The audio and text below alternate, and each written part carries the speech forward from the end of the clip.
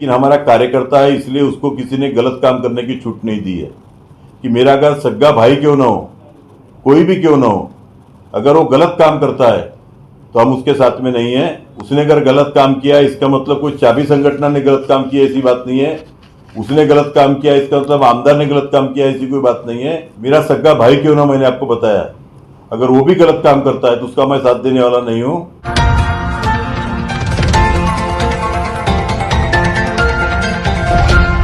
दर्शकों नमस्कार, स्वागत है आप सभी का न्यूज प्रभात मीडिया में। दर्शकों, गोंदिया विधानसभा के जो आमदार है, जनता के आमदार विनोद अग्रवाल, ये हमेशा चर्चे में बने रहते। कई बार कई अधिकारी को डांट फटकार लगाकर उन्होंने कई जनता को न्याय दिलाया। उसी तरह आज भी जो गोंदिया विधानसभा के आमदार है, जनता के आमदार विनोद अग्रवाल, यह चर्चा का विषय बना हुआ है। उन्होंने अपने ही चाबी संगठन के कार्यकर्ता के बारे में क्या कहा, देखिए स्पेशल स्टोरी। गोंदिया जिले में बड़े पैमाने पर जो संस्थाओं के माध्यम से धान खरीदी हो रही है, उसमें अनेक अनियमितता की बातें सामने में आ रही है। ऐसे ही एक दो घटना मेरे विधानसभा क्षेत्र में मेरे सामने में आई है। उसमें चुटिया में श्री राम अभिनव सहकारी अपनी जो धान खरीदी संस्था है, उस संस्था में करीब 500 किसानों ने रबी में करीब 16,000 क्विंटल धान की बिक्री की, लेकिन उसका एक भी धान सरकार के द्वारा उचल नहीं किया गया। और जो किसान धान बेचते हैं तो सरकार को बेचते हैं।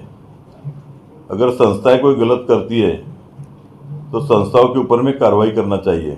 और ऐसे चुटिया में जो 16,000 क्विंटल धान बेचा गया, जिसमें 500 किसान हैं, उनके करीब 3 करोड़ 20 लाख रुपए के पेमेंट अभी तक के किसानों को नहीं हुई है।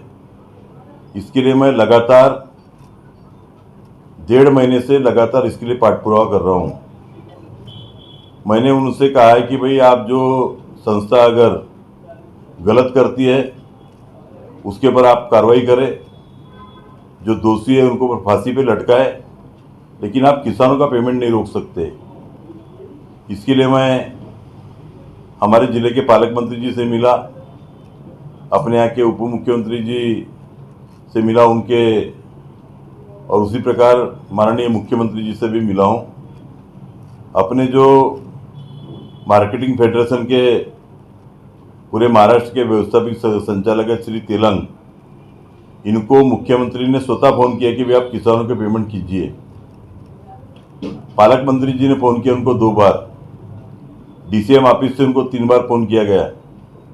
उसके बावजूद भी वो, क्योंकि उनकी मिली भगत इन संस्थाओं के साथ में रहने के कारण, और यह सब प्रकरण जब उनको लगा कि हमारे आंख पर आ सकता है, तो आज वो किसानों का पेमेंट नहीं कर रहे। आपके लिए जानकारी के लिए बता दे रहा हूं कि मैंने अभी अधिवेशन में ये मुद्दा भी उठाया, और अधिवेशन के दौरान 2 अगस्त को मुख्यमंत्री जी ने एक पत्र भी अन्न विभाग को कहा है, अन्न व नागरिक पुरवठा विभाग को, कि आप किसानों को पेमेंट देने के लिए प्रस्ताव मेरे पास में तुरंत सादर करें। लेकिन 5-6 दिन बीत जाने के बावजूद अभी तक के फाइल मुख्यमंत्री जी के पास में नहीं गई है। इस पर से यह निश्चित तौर पे एक बात सामने में आती है कि ये सारा जो प्रकरण है, अभी तो मैं 2 सिर्फ सोसाइटी की बात कर रहा हूँ, यह पूरे जिले में बड़े पैमाने पर अनेक संस्थाओं में धान नदारत है, और इसमें डीएमओ और उनके साथ में उनके जितने भी साथी है ये फंस सकते हैं। इसलिए ये लोग अपनी चमड़ी बचाने के लिए भागते हुए फिर रहे हैं। मैं फिर से आपके माध्यम से किसानों को बता देना चाहता हूं कि इस लड़ाई में हम किसानों के साथ में हैं, और जब तक के किसानों का उसका पैसा नहीं मिलेगा तब तक के हम चैन से बैठने वाले नहीं हैं। आज किसानों को अनेक लोग गुमराह कर रहे हैं। मैं आपके चैनल के माध्यम से उनको बता देना चाहता हूं कि आप गुमराह में नहीं जाइए। किसी के जो अनेक प्रकार की भ्रांतियां फैला रहे हैं उन सब बातों में न जाते हुए आप इस क्षेत्र का जनता का आमदार होने के नाते, चाहे मेरा सगा क्यों न हो, चाहे मेरे निकट वाला क्यों न हो, लेकिन किसी को भी बख्शा नहीं जाएगा।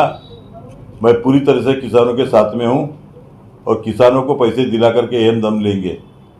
चुटिया में इससे भी आगे बढ़ करके जो बात मालूम पड़ी है, कल जो अनेक किसान आए थे उसमें से अनेक किसानों ने जो धान बेचा है, उनके धान वहाँ पोर्टल पे ऑनलाइन नहीं किए गए और यह संख्या भी करीब करीब एक जो जानकारी मुझे मिली है कि एक 5,000 के कुंटल के पास के धान है किसानों के ऐसे कि जिनकी नोंद पोर्टल के ऊपर में नहीं हुई है।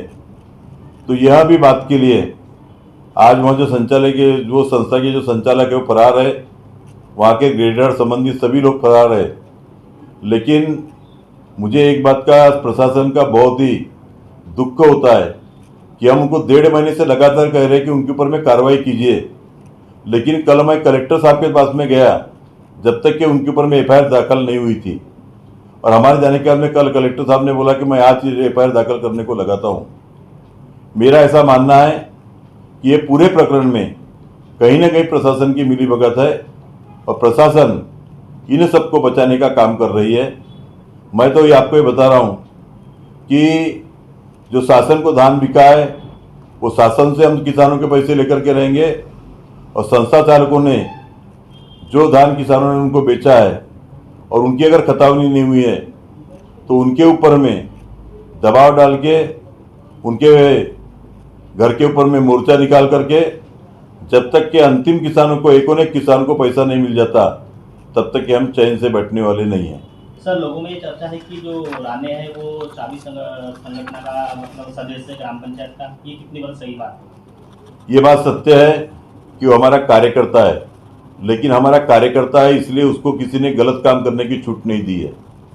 मैं आपको बता देना चाहता हूँ, मैंने आपको पहले कहा है कि मेरा अगर सगा भाई क्यों ना हो, कोई भी क्यों ना हो, अगर वो गलत काम करता है तो हम उसके साथ में नहीं हैं। उसने अगर गलत काम किया इसका मतलब कोई चाबी संगठन ने गलत काम किया ऐसी बात नहीं है। उसने गलत काम किया इसका मतलब आमदार ने गलत काम किया ऐसी कोई बात नहीं है। ये उसका व्यक्तिगत प्रश्न है। लेकिन इस समय हम पूरी तरह से मैं आपको बता देना चाहता हूँ कि चाहे कोई भी व्यक्ति हो, मेरा सगा भाई क्यों ना, मैंने आपको बताया, अगर वो भी गलत काम करता है तो उसका मैं साथ देने वाला नहीं हूँ। जो सत्य है, जो जनता है, जो किसान है, उनके साथ में मैं खड़ा रहूंगा। गोंदिया जिला जो है धान के जिले के नाम से प्रसिद्ध है। डीएमओ कार्यालय के द्वारा कई जगह जगह पर धान खरीदी केंद्र शुरू की गई है। उसी तरह किसान धान लेकर वहां जाते हैं और कई जो चालाक संचालक है वो शासन प्रशासन को धान न देकर शासन प्रशासन से धोखाधड़ी करते हैं। पिछले बार भी हमने देखा कि 1-2 संस्था पे एफआईआर दर्ज की है। उसी तरह अभी अभी ये खबर सामने आ रही है कि चुटिया के श्री राम अभिनव जो संस्था है उन्होंने भी किसानों का धान खरीद कर शासन प्रशासन को धान जमा न कर वो फरार होने की बातें सामने आ रही। पर दर्शकों, किसानों के साथ ही हर बार धोखा देखने को क्यों मिल रहा है? हर बार किसानों के साथ ही धोखा देखने को मिल रहा है। दर्शकों, डीएमओ कार्यालय की इतनी बड़ी यंत्रणा रहने के बाद भी धान खरीदी केंद्र पर नियंत्रण क्यों नहीं पाया जा रहा है, सबसे बड़ा मुख्य रूप से सवाल उठाया जा रहा है। दर्शकों, विधानसभा के जो आमदार है, जनता के आमदार विनोद अग्रवाल, इन्होंने तो कहा कि अधिकारी के मिली भगत से ही पूरा ये जो कारोबार चल रहा है, भ्रष्टाचारी का कारोबार चल रहा है। उन्होंने खुलेआम आरोप लगाते हुए कहा है कि धान खरीदी केंद्र और डीएमओ कार्यालय के कुछ अधिकारी इनकी संगठन के द्वारा यह जो है किसानों को चूना लगा रहे और किसानों के साथ अन्याय करने का मामला सामने आया। दर्शकों, देखना यह बाकी होगा कि खबर प्रकाश होने के बाद जो जनता के आमदार ने पाठ पुरावा अभी लिया है, किसानों के प्रति जागरूक हुए हैं, किसानों के खाते में पैसे जाते हैं या उसी तरह किसानों को लंग करते पणन अधिकारी या जिला अधिकारी के कार्यालय पर जाके अपनी चप्पल घिसाने के बाद पैसे मिलते हैं नहीं मिलते, देखने वाली बात होगी। आमदार ने कि जल्द से जल्द जो संस्था चालक है उनके ऊपर एफआईआर शासन प्रशासन ने दर्ज करना चाहिए। अब एफआईआर दर्ज होती है नहीं होती है, देखने वाली बात होगी। दर्शकों, बने रहे इस तरह की स्पेशल स्टोरी देखने के लिए न्यूज प्रभात मीडिया को सब्सक्राइब करें, लाइक करें, शेयर करें। खबर देने के लिए संपर्क करें। न्यूज प्रभात से मैं लीलारे, गोंदिया।